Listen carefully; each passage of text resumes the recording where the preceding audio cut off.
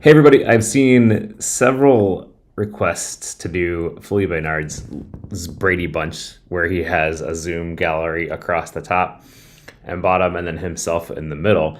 And people are saying, hey, he does this in OBS, like how can we do this in Ecamm?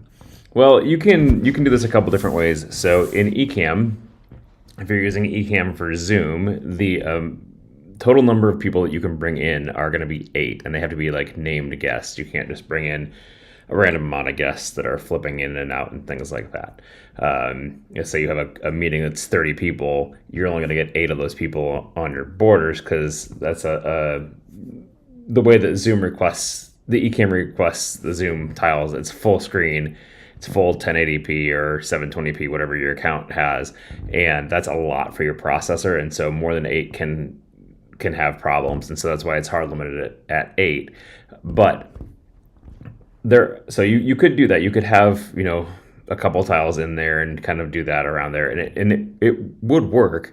But the solution that I have found for it is something like this. And so this is actually using a program called Zoom Tiles, and again, you can do it however you want, but this is the way that this works. So Zoom Tiles is a separate application that Zoom creates, or Liminal Entertainment, which is a Zoom company.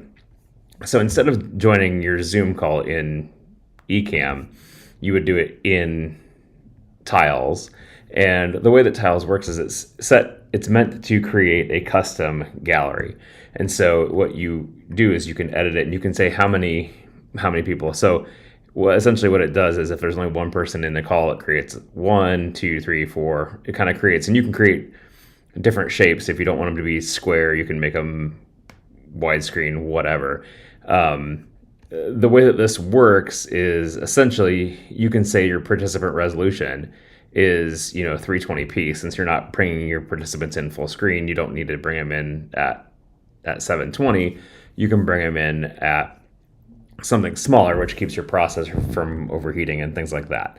And so the cool thing about this is you set your maximum amount of participants in here. So for instance, in here I say 32, but you could say maximum amount of participants if you really wanted to. You could bring this down to something like 9, or I would say 10, or whatever. The more you add in there, the more it's going to bring them smaller. But what's nice about that is that if you have more than 32 people in your Zoom meeting, it actually just flips those people in and out. It has like a queue, and if they are larger than the call, if they're larger than the amount that you have in here, it'll eventually trade them out for different ones. So essentially what I'm doing is I'm kind of cheating here. I've got myself on top of the other participants. So you are losing some of the participants and being able to see some of the participants here, but you would be able to see a gallery around there because I'm just putting myself as an overlay on top of that. So Zoom Tiles, then its output shows up as an NDI source in Ecamm. And so I can just bring that in to my Ecamm production and then set a camera overlay on top, which is how I'm doing. And again, with that, then it allows me to have it be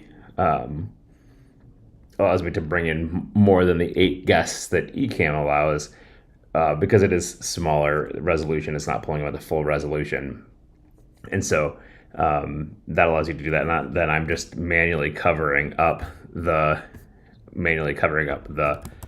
ones in the middle. So you would miss some. People wouldn't show in there all the time. Some of them would be hidden from the gallery, but then they would flip in and out if there's more than 32 people in there or whatever. So that's the way that I would do it if I were going to be creating something similar to what Felipe has done with the Brady Bunch looking squares.